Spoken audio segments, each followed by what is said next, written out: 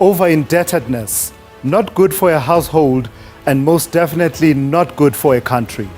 Just like your personal debt can escalate to the point of squeezing your household income till you can barely afford anything other than debt repayments, so too can countries be dragged down by their sovereign debt that they can barely afford their public services such as education, health, and the social wage. Get this, in 2024, developing countries paid $847 billion in debt service costs. According to the United Nations, this figure this year stands at a staggering $921 billion. It says 2/3 of low-income countries are now at high risk of or are already in debt distress. Of those, African countries make up the majority. The UN Conference on Trade and Development, for example, told us recently that 57% of Africa's population, that's 751 million people, live in countries that now spend more on debt than on basic services. Scary. Good evening and welcome to another episode of G20 Focus. I'm Thulasizwe Simelane. We are exactly 47 days away from the G20 Leaders Summit, and tonight we focus on the seemingly intractable debt crisis on the African continent. In late 2024, reports showed that at least 3 African countries had a debt to GDP ratio above 100%, with Sudan at 238.8%. This simply means that those countries' debt liabilities are more than the total value of goods and services they produce annually. Others are hovering around 75%. So tonight we ask the question, can Africa overcome its debt crisis? Joining us to unpack all of that in studio, we have Kamal Ramburuth from the Institute for Economic Justice. In Zambia, we're joined by Ibrahim Kamara, Head of Research at the Zambian think tank, the Center for Trade Policy and Development, but joins this discussion in his capacity as a member of the CSO Debt Alliance Secretariat in Zambia. And in Kenya, we have Jason Braganza, who is the Executive Director of the African Forum and Network on Debt and Development. But before we delve into the issues this evening, let's watch this insert for context.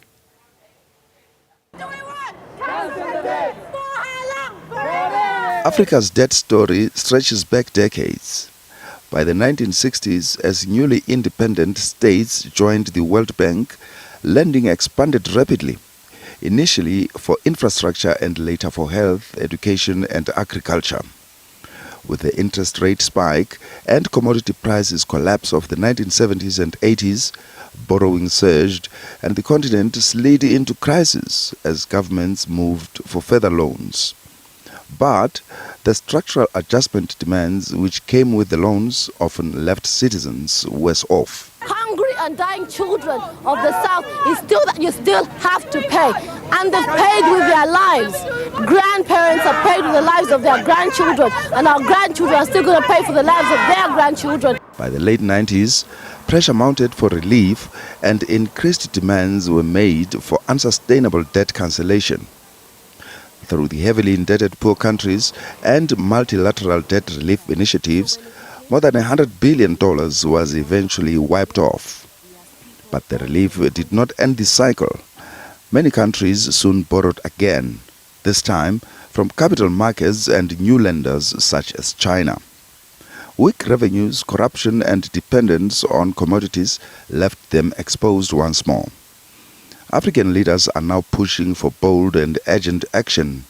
African countries are saying, we're not looking for charity. We understand and we are ready to fight, to build our capacities in our countries, to move our economies. But for that to happen, we need the debt relief first. COVID-19 drove debt even higher.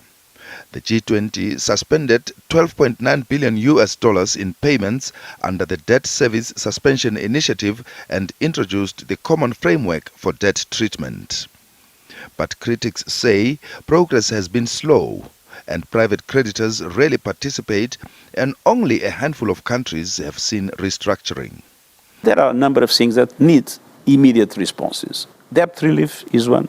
The cost of capital, the reduction of the cost of capital, because African countries pay interest rates that are much higher than European countries, even European countries that have a worse economic situation from the point of view of their deficits than some African countries. Today, at least 8 African countries are already in debt distress and many more are at high risk.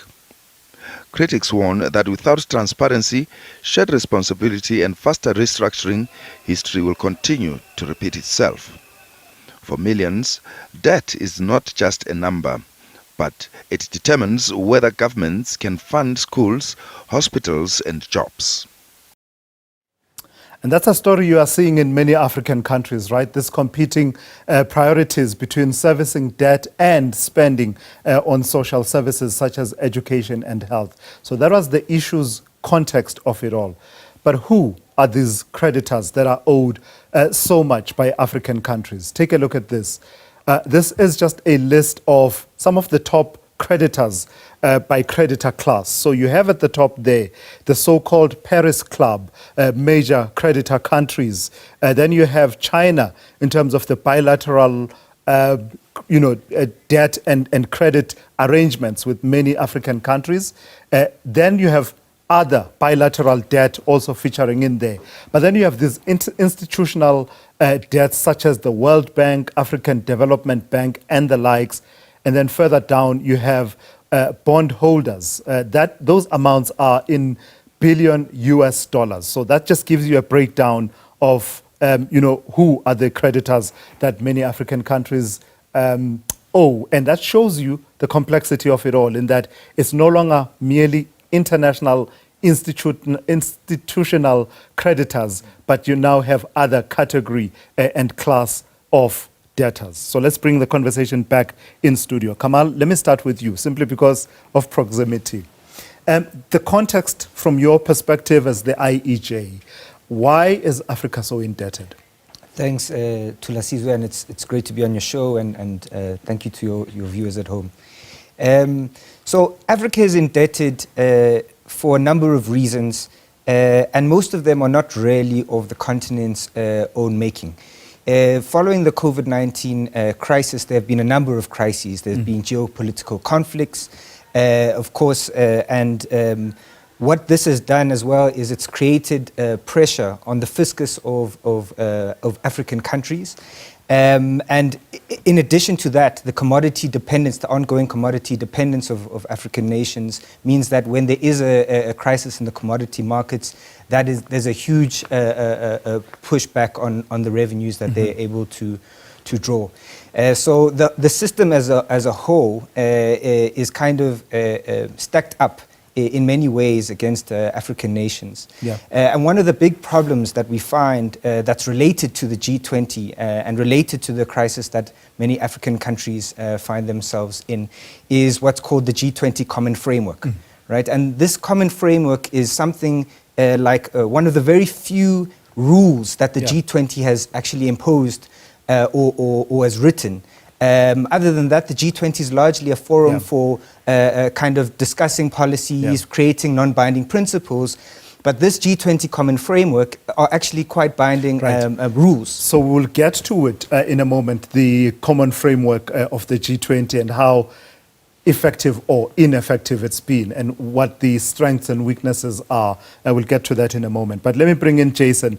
Jason, do you concur with what Kamal is saying in terms of the reasons and the context for why Africa finds itself saddled with this kind of level of indebtedness? And what's the complexion between actual debt and issues to do with the interest payments, the costs of debt?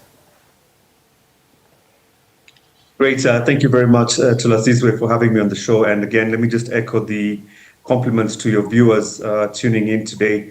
So let me just compliment what Kamal has just said. I think we need to also appreciate that the commodity dependency that the continent relies on doesn't occur in a vacuum. There is an entire ecosystem and global architecture that tends to limit and minimize how far value addition and how far up the value chain the African economies can actually move up and export intermediate to finished goods. Right now, we are still raw material based as a majority of our exports in terms of commodities.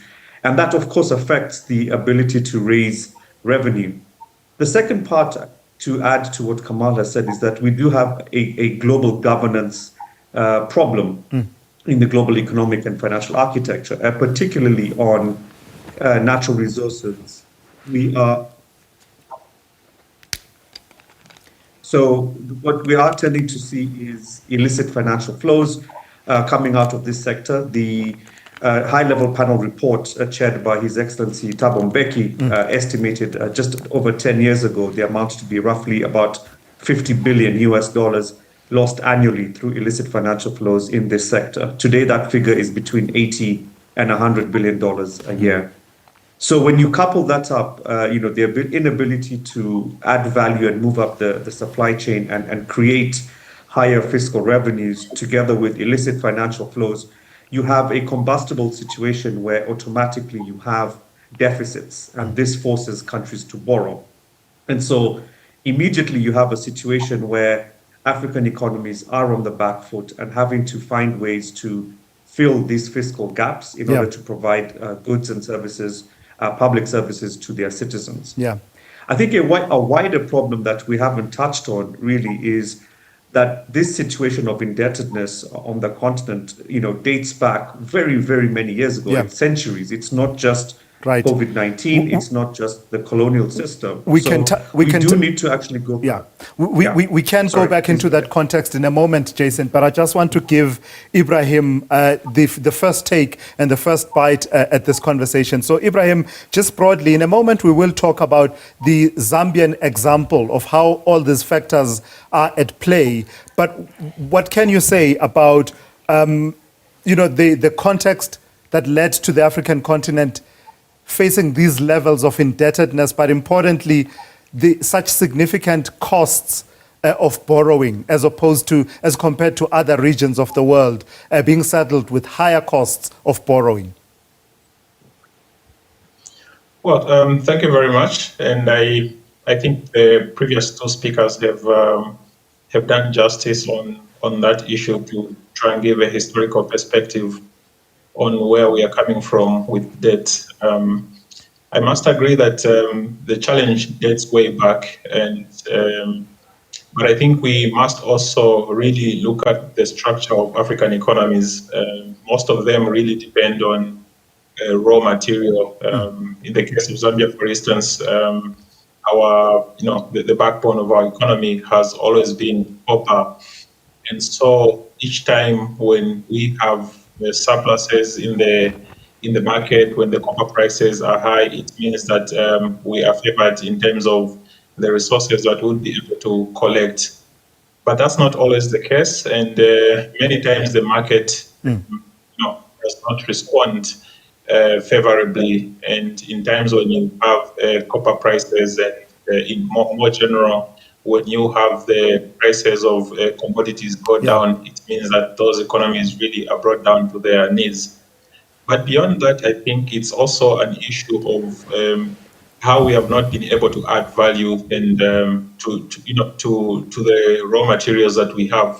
And in this case, we are not able to collect a lot of resources and revenues. And the other factor that I might also add is the fact that in as much as we depend on these raw materials for foreign exchange and revenues, it's always going to be the case that we do not get more of those resources and maybe issues of fair taxation, because in many cases we know what happens, and we always struggle to collect revenues, especially from the mining sector.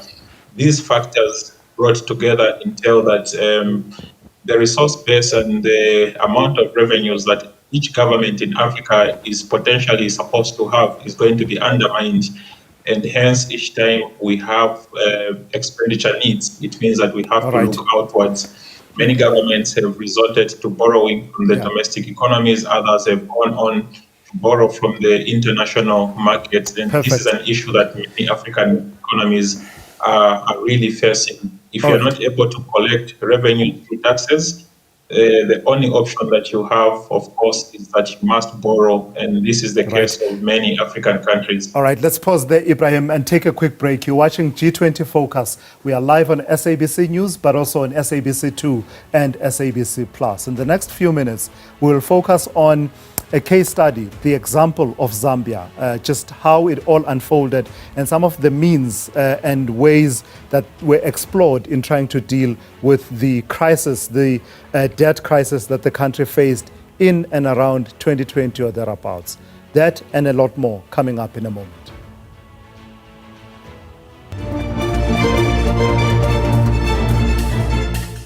Welcome back. This is G20 Focus. It's great to be in your company. Let's continue the conversation. We're focusing on Africa's debt crisis in the context of the G20 Leaders Summit that's coming up. Let me pick up actually on this conversation. Jason Braganza, let me bring you in once again. Can we grapple with this issue a bit more, this issue of the reasons for the borrowing? Much of the literature attributes the borrowing to African countries borrowing to respond to external economic shocks, the fluctuations in the markets of commodities that are the mainstay of their economies, borrowing for infrastructure and the likes. But is that a full and honest grappling with it? Are there no instances where African countries are borrowing simply for consumption spending, and perhaps we need to be more responsible for that? Yes, absolutely. I mean, I think, in the current context, it's extremely important to have a very open, free and frank conversation about why we are in this debt crisis, because the social unrest that we are seeing across the continent is a result of it. I think there is an absolute balance here that we need to strike. The borrowing for consumption or for recurrent expenditure is as a result of the crowding out of the fiscal space that governments are having to experience in the present term, in terms of where to allocate resources and what to do with the very small pot of tax revenues that they're able to collect. So, for instance, what Kamal was saying about fiscal pressures, countries today on the continent are paying between 40 to 70% of their tax revenues. This is not of their budget nor of their GDP, of their tax revenues towards debt servicing. And in your opening segment, you did talk about the diversion of resources away from critical areas such as education, health, and public services investment. So when you think of it, a lot of the recurrent expenditures on public services, education, health, security, these are salaries, bureaucrats who are part of the civil service doing these kinds of work, doctors, nurses, teachers, servicemen and women. These are recurrent expenditures that need to be paid, and these are forms of investment also. So I think we need to be very careful here when we try to bring in this idea that there is sort of this wasteful notion of how borrowing is being done. These are pressures that governments are being put under.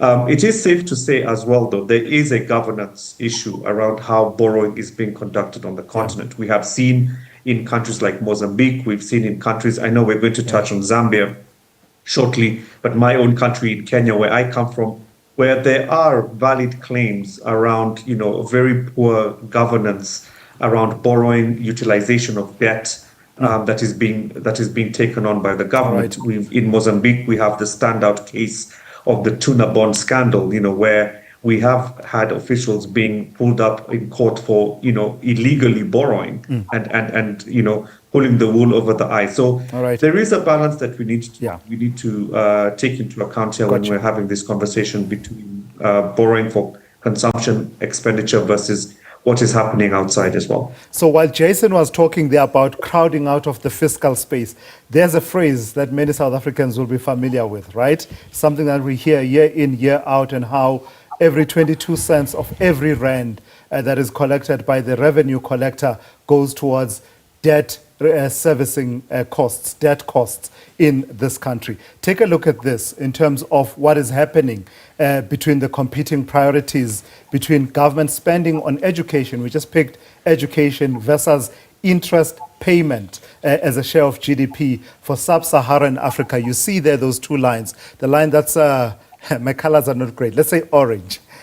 That's orange to me. So the line that's orange represents expenditure in interest, payments, and the line in blue represents education. So you see it tracking over a period from 2008 to about 2023, where they intersect, and suddenly you're seeing interest expenditure now on the rise and up, and expenditure on education and the likes coming down. As I told you, UNCTAD tells us about 751 million Africans, that's 57% of the population, live in countries where that trend is happening, where expenditure on debt, it now surpasses basic services. Ibrahim, let me bring you in. Let's get to the conversation before we talk about the mechanisms, which Kamal will talk to, about the mechanisms of the G20. Give us the example of Zambia then. Around 2020, we start talking about Zambia and a debt crisis. What were some of the main features of how it played itself out? Yeah, so I think around, when you look at Zambia's debt pattern, after 2011, the public debt started rising. Around that time, the new government had embarked on a lot of infrastructure development. By 2015, the nation had taken 3 Eurobonds, which were amounting to 3.5 billion. And in addition to that, there was also these other concessional loans and domestic debt, which was also accumulating. But I think a significant defining feature around that period was that the statistics around how much the country had actually accumulated in debt was really discreet, and the government was sort of not really coming out forth in terms of indicating how much debt the nation had. By 2020, at the peak of COVID, when most of the economies were really hit hard and resource mobilization was a problem for many African countries, Zambia inclusive, the problem could no longer be hidden. And at that time, I think the government really struggled, and even to raise the basic the resources that we needed, of course, as a country. And I do remember that was the first time in a very long time when the government target fell short in collecting revenues. And so when the crisis, of course, was at its peak, and Zambia became the first nation to default, and I think this is what many would remember that period for, in terms of the debt discourse, that Zambia became the first sovereign nation to default under the COVID era. And so that was a big problem for the country. But also more to that, I think most of the resources began accumulating towards debt service payments, and over 30% of the budget would actually go. All right. I think we've lost the line there for a moment, but we do need to take a quick break, and then we'll come back and focus on one of the key mechanisms of the G20. This is the common framework for debt treatment, and Kamal will lead that conversation for us in just a moment. This is G20 Focus. Stay with us.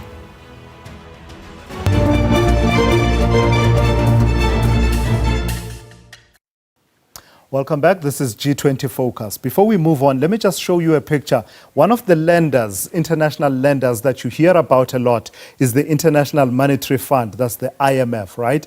You hear a lot of debate, especially on the African continent, around borrowings of the IMF. Let me show you then what that picture looks like in terms of countries and their debt to the IMF.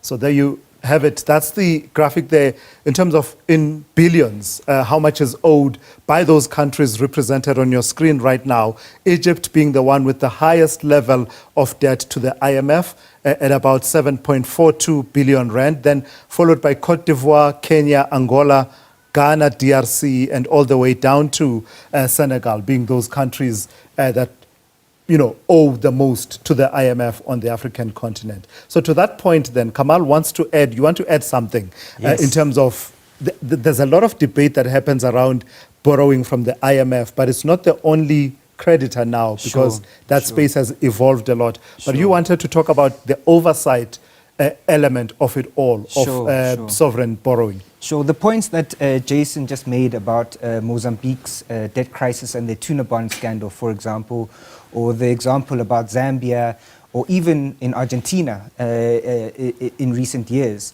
what we've seen is that directly after a debt crisis that these countries have had, they have all reflected on the legislation within their country and asked, how did it go? How did this happen that we didn't see this coming, that we didn't see the accumulation of debt? And one of the legislative measures that all of those countries that I mentioned took on is they said that all foreign borrowing must go through Parliament and must have the oversight of Parliament. And I think that this is something that the South African legislative landscape is missing. We have in recent years, through the JET IP loans and through COVID-19 borrowing, taken on a huge amount of debt from multilateral development banks and the IMF. But all of these loans, and some of them, for example, from the World Bank, had conditionalities, right? And many people don't know that they had conditionalities because it was slipped under the rug. It happens at the executive level with no parliamentary oversight. Exactly, and I think that this is one of the steps that we should take in having a more oversight and transparency of our debt architecture. Jason, is the picture complicated even more by the fact that it's no longer just your traditional international institutional creditors? You now have bonds, you have private creditors, you have a whole mix. China is in the mix as well and is one of the big creditors, plus the bilaterals. Yeah, absolutely. It's a huge spaghetti ball of complexity, actually. I mean, in the infographic that you showed in your introduction, if you just sum up the figures very quickly, bond and private creditors make up close to $286 billion of the total $700 billion that you showed. So that's close to about a third of what is owed to private creditors. And I'm honing in here on private creditors because our debt architecture that Kamal is describing, and I'm sure Ibrahim will talk to this in the case of Zambia, is the one part of the debt system that hasn't evolved and moved with the times in terms of policies, legislation, oversight, who are the private creditors, the role of public participation, but also where is this money actually going and what is it actually being used for? So we do have a very complex situation with private creditors and bondholders because they don't care, to be very honest with you, about development. They do not care about economic transformation of Africa or whether schools are built or hospitals are built. What they want is at the end of the period when their paper is due, they can go back and tell their bondholders and shareholders, we've come back with the money that we lent to an African country. Here is your 13%. Thank you very much. Let's move on to the next bond or the next private line of credit. So that complexity of how African governments, legislators, technocrats have actually had to deal with this has not moved apace. And I think that's a huge problem. And just if you allow me, just one very quick point on China is, of course, they too come with their own very different way of doing business on the continent. You've got in there both a combination of bilateral lending as well as private lending through their state corporations, which often muddies the waters in how then we can deal with any sort of relief or debt restructuring. And so it is, yes, a very difficult situation that we are now facing when it comes to challenges that African governments are having to deal with today. Ibrahim, I'm hoping to tap into your country's practical experience on this issue, but I do need to take care of the definitional elements of it all before coming to you. So Kamal, let me turn to you in studio. The common framework for debt treatment, that's a G20 program, method of doing things. In a nutshell and in the best way possible, What is this common framework that we keep talking about before we get the example from Ibrahim of a country that's actually applied for it? Sure. So let's take a step back and look at the history a bit. Before the common framework, there was something called the Paris Club, right? And the Paris Club were these OECD kind of lenders, mostly of Western countries, and the US. And this Paris Club has a secretariat in Paris, in the Ministry of Finance of Paris.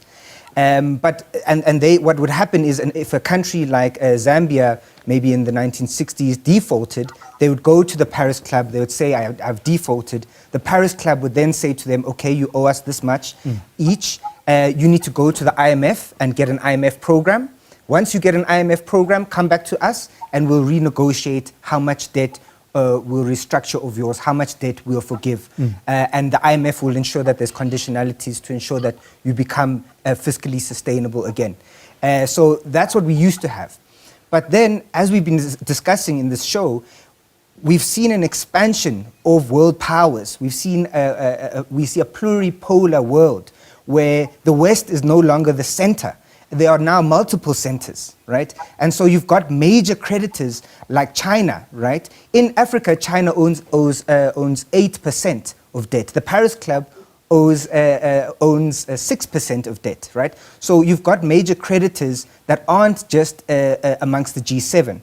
And so the reason why the G20 has had to play this kind of role of rewriting the global debt architecture is because it's needed to bring in countries like China, bring in countries like Saudi Arabia, who are major creditors to the African continent, right?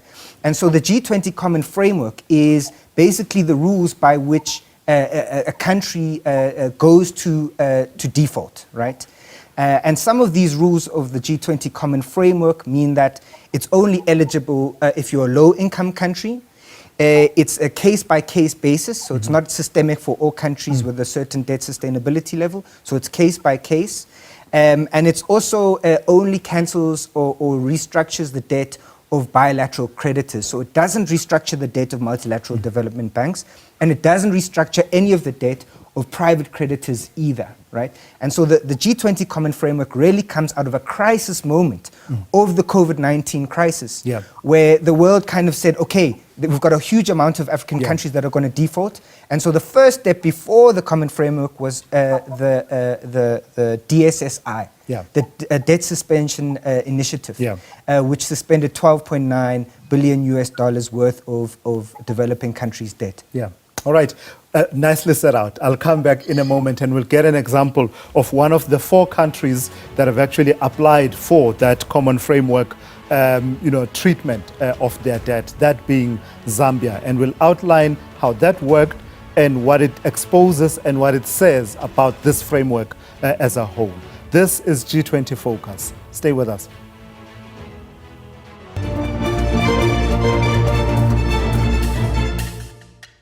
Welcome back. As you heard just a couple of minutes ago, talking about the common framework, the G20 common framework on debt treatment. We were just giving it as an example of some of the work that the G20 has been trying to introduce sustainability for indebted nations. So 4 countries on the African continent are said to have applied for that common framework, the treatment of debt under that common framework. It's Chad, Ethiopia, Ghana, and Zambia. So let's pick up the conversation then with Ibrahim and see how it went for Zambia. Ibrahim, so pick up then on that point. Zambia being one of those countries that are mentioned, how did that go, that conversation about tapping into the G20 common framework on debt treatment? I think the case of Zambia is an interesting case for particularly one reason, because when Zambia became the first nation to default under the COVID times, it shortly then went on to apply for a treatment under the G20 common framework. And I think it was actually the first country to have applied, or the second country to have applied for a treatment under the G20 common framework. And Zambia's journey towards its restructuring process has taken a lot of time. From 2020, I think the the progress started only becoming noticeable late 2022. And for a very good reason. I think the G20 Common Framework itself does not have an enforcement mechanism to start with. And then secondly, of course, it really relies heavily on a principle which is called the comparability of treatment. What this entails is that for those lenders to actually come to the table and begin to even think about having conversations of debt restructuring, they have to see a sort of treatment which is comparable for all the lenders of debt. In this regard, Zambia's debt, of course, is very broad. It consists of private lenders, bondholders, and non-bonded holders, multilateral debt, and bilateral debt. And the thrust of the G20 Common Framework was that bilateral debt should actually be a debt that is more restructured. But then Zambia's composition actually included a lot of private lenders. In this case, also China constituted nearly 30% of Zambia's debt. So it became a complex situation to handle under the G20 Common Framework.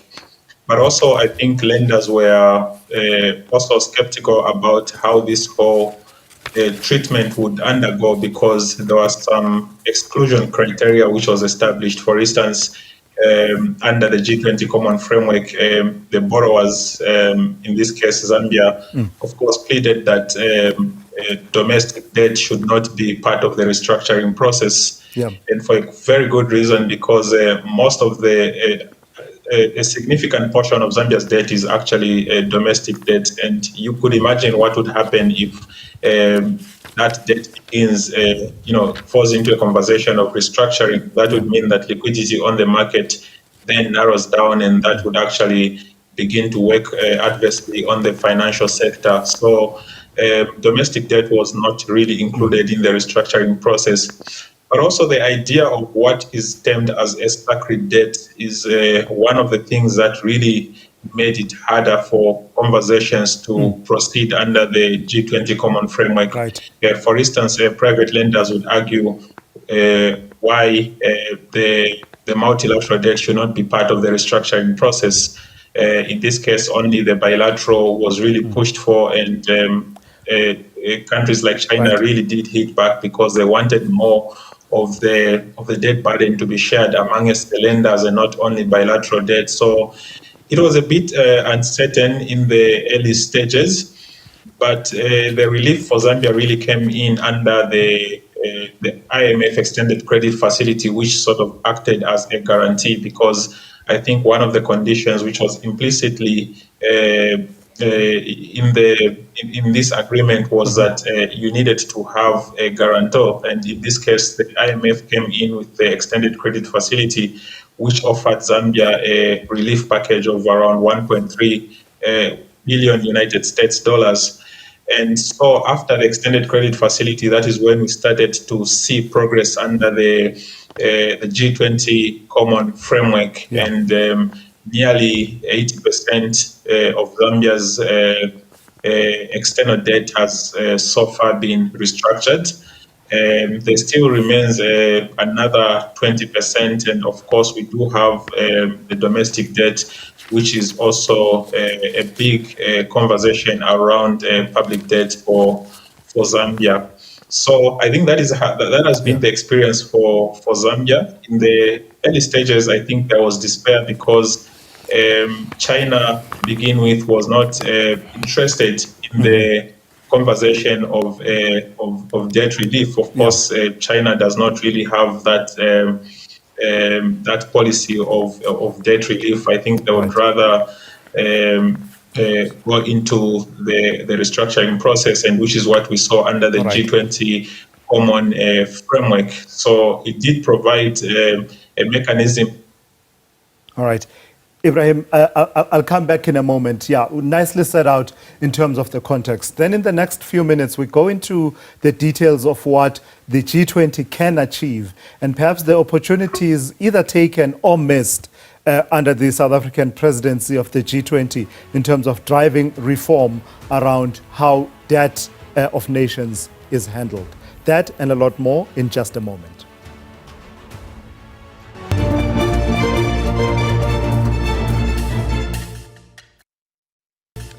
Welcome back. We are moving towards the close of the show, so let's get the concluding thoughts of my panelists. Jason, let me start with you. So around the common framework on debt treatment, G20 common framework, I saw also a conversation around what South Africa had initially wanted to champion around the credit rating agencies, because those are a big factor in the yields, the bond yields that are attached to many African countries. What's your sense of what has been achieved by way of driving that agenda of reform to these instruments and perhaps opportunities that have been missed? Yeah, sure. I mean, I think, first of all, I want to commend the government of South Africa for its attempt to try and keep debt on the agenda. It's a very complicated and political discussion. But on the issue of credit rating agencies, I think the South African government needs to put forward a very strong case for continuing to support the African Union's establishment of an African Union credit rating agency, which is very much close to being launched, hopefully in 2026.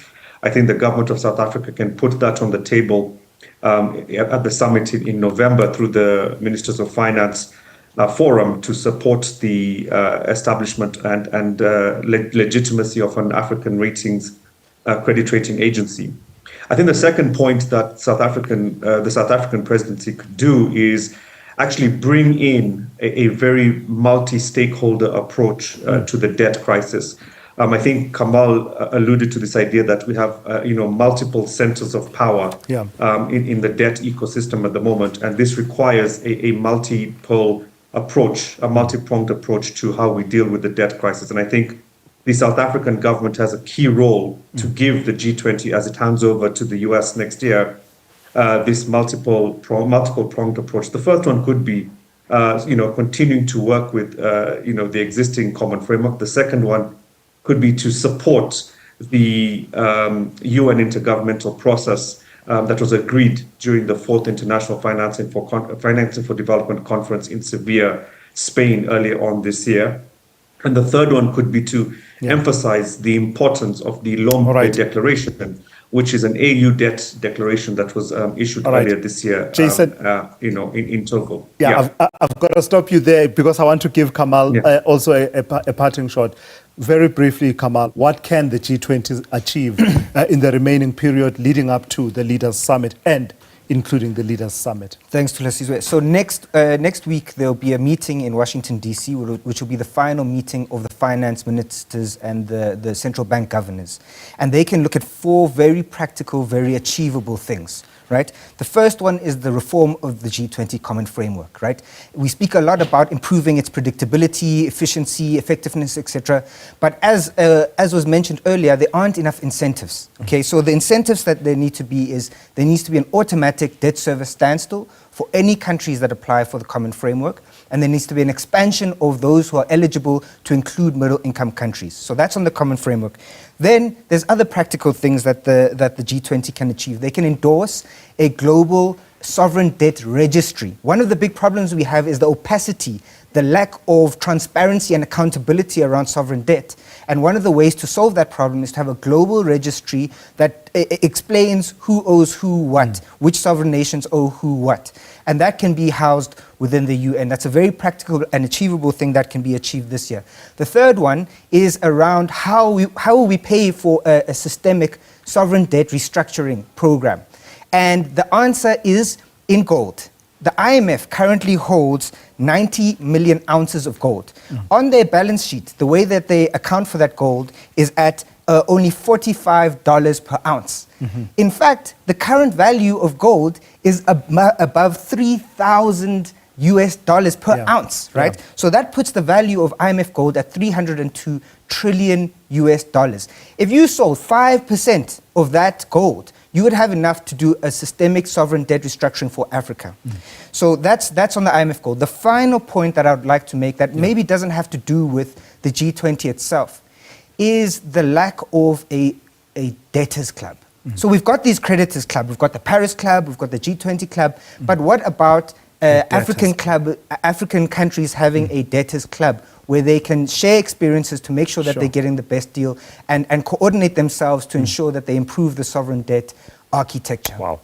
All right, I've got to thank you, all of my guests, for having joined me. This has been yet another edition of G20 Focus as we build up to the Leaders Summit to be held in Johannesburg in November. Join us again next week when we discuss climate change and climate change financing, as well as the just energy transition as one of the themes to come through from South Africa's presidency of the G20.